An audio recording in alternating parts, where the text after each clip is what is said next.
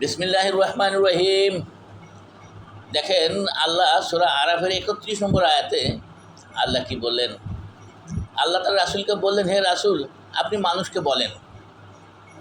মানুষকে বলে দেন তারা যেন সালাত আদায়ের সময় সুন্দর পোশাক পরিধান করে। তাহলে সালাত আদায় করতে আমরা উত্তম পোশাক পরিধান করব। আচ্ছা, আর তারা খাবে এবং পান করবে, কিন্তু তারা অপচয় করবে না, কারণ আল্লাহ অপচয়কারীকে পছন্দ করেন না। তাহলে নামাজের সময় নামাজ পড়তে আমরা আমাদের উত্তম যে কাপড়, যে পোশাক, সেইটা আমরা পরিধান করব। এটা আল্লাহর হুকুম, মনে রাখবেন। এই আয়াত নাজিল হয়েছিল যখন মক্কায় লোকেরা উলঙ্গ অবস্থায় কাবা তাওয়াফ করত, তখন এই আয়াত নাজিল হয়েছিল। এই আয়াত নাজিল করে বলা হয়েছে যে তোমরা কাপড় পরিধান করে, পোশাক পরিধান করে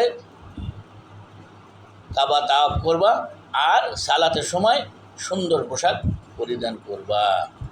আশা করি বুঝতেই পারছেন। আসসালামু আলাইকুম রহমতুল্লাহ।